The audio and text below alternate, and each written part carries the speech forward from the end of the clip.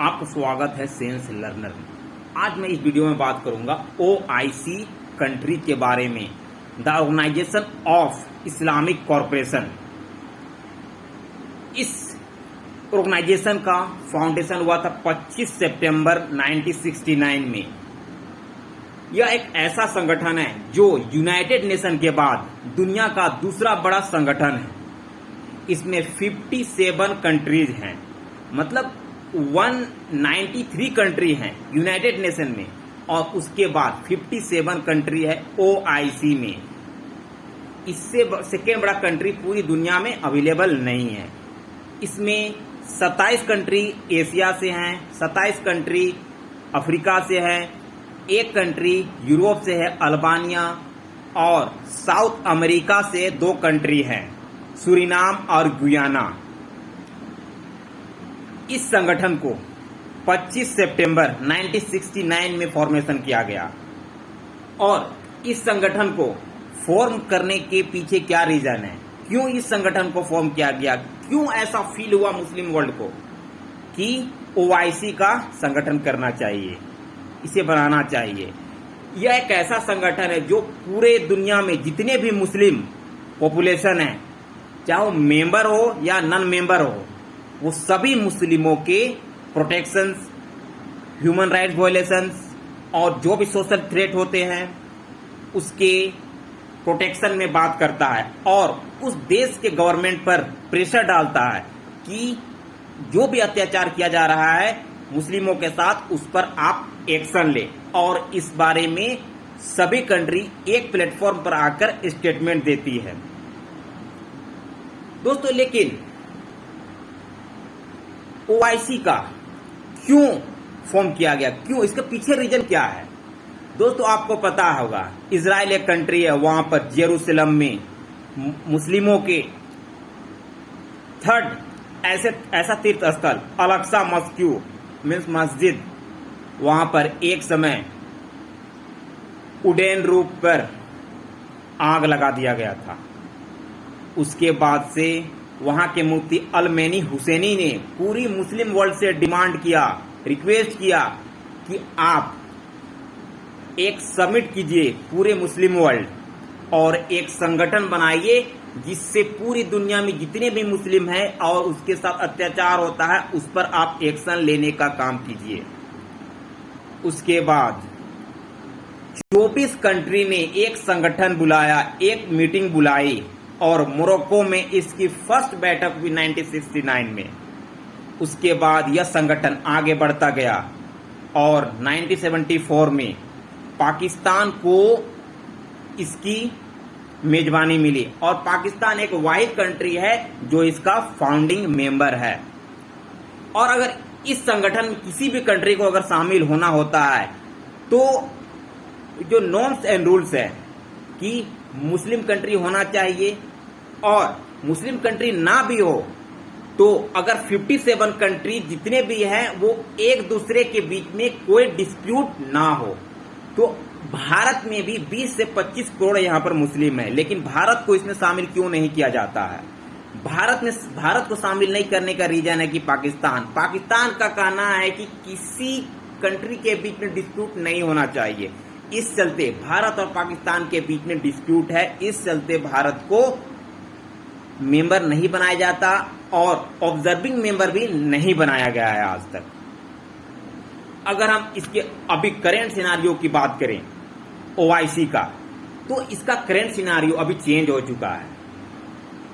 अब इनके बीच में एक म्यूचुअल अंडरस्टैंडिंग आ चुकी है और एक दूसरे कंट्री का इकोनॉमिक हेल्प भी करने लगे हैं, साइंटिफिक हेल्प भी करने लगे हैं, एग्रीकल्चर के सेक्टर में भी हेल्प करने लगे हैं।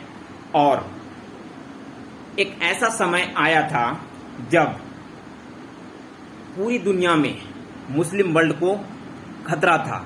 उस समय सारे मुस्लिम कंट्री ने एक साथ एक प्लेटफॉर्म पर आके एक मजबूत संगठन बनाने को जोर दिया, और 1972 में इसका नाम चेंज कर दिया गया।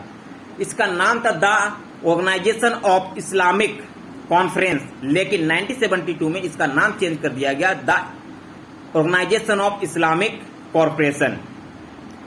अगर हम बात करें तो यूएनओ में इसका एक परमानेंट डेलीगेशन भी जाता है। जिस तरह हर एक कंट्री का एक डेलीगेशन होता है प्रतिनिधि, तो इस संगठन का भी एक डेलीगेशन जाता है, मीन्स प्रतिनिधि। और यूरोपियन यूनियन में भी यहां से एक प्रतिनिधि भेजा जाता है हर बार।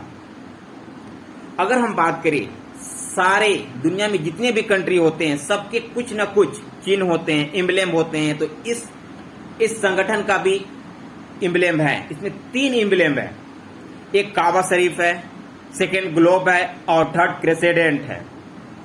अगर हम बात करें इस संगठन की, पूरी दुनिया 57 कंट्री है, उसमें इसका पॉपुलेशन कितना है? पॉपुलेशन 1 अरब 90 करोड़ पॉपुलेशन है। और अगर इसकी जीडीपी का बात करें तो 9 ट्रिलियन जीडीपी इसकी है। एक समय ऐसा सिचुएशन आया था जब इजराइल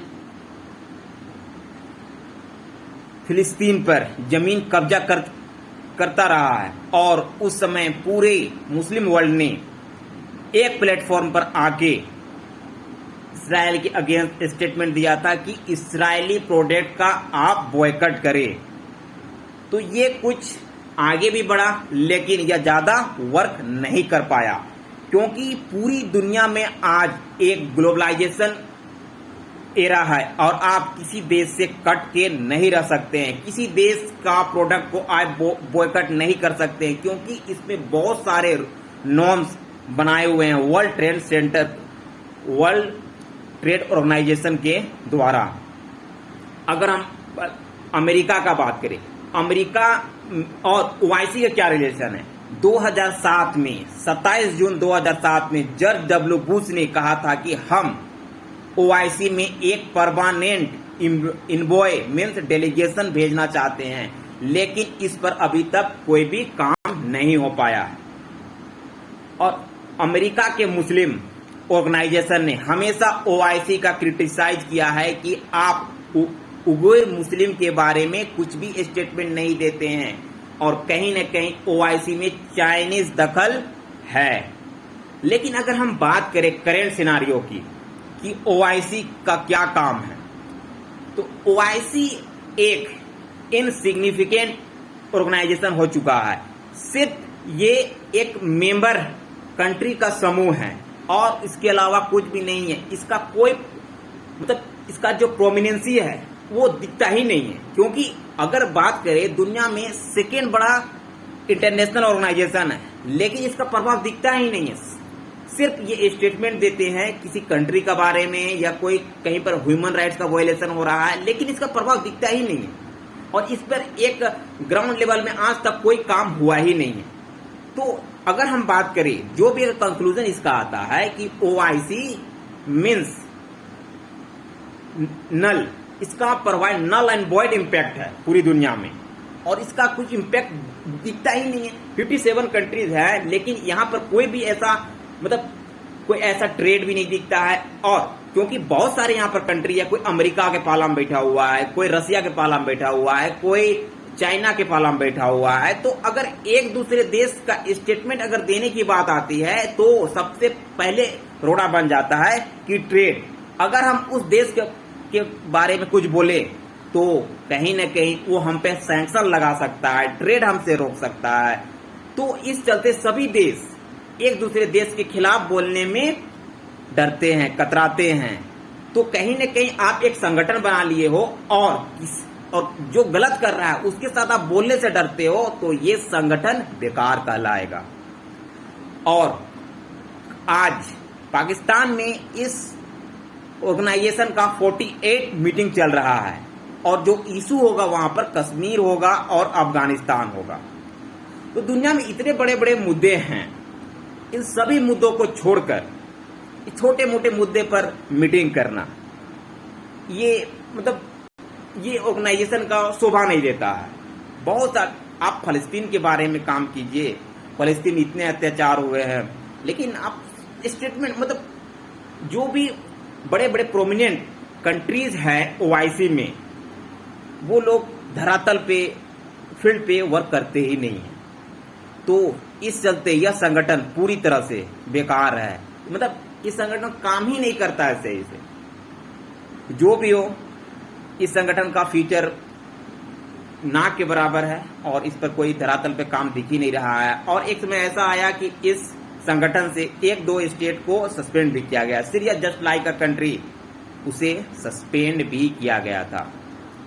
तो अब देखिए ओवैसी कहां तक आगे चल पाता है और इसका क्या फ्यूचर है और इसमें आगे ग्राउंड लेवल में काम दिखेगा या नहीं दिखेगा, आने वाला वक्त बताएगा। और सबसे बड़ी चीज है यहाँ पर कि भारत को इसमें कब शामिल किया जाएगा, क्योंकि भारत में भी 25 से 30 करोड़ जैसे मुसलमान होने को हैं। तो इसे जल्द से जल्द भारत सरकार और जो 57 ममालिक हैं इस पे काम करना चाहिए और इसे शामिल करना चाहिए या इसे ऑब्जर्वर मेंबर भी बनाना चाहिए। दोस्तों ये वीडियो अच्छा लगा तो लाइक कीजिए, चैनल को सब्सक्राइब कीजिए और इसे शेयर कीजिए। Thank you.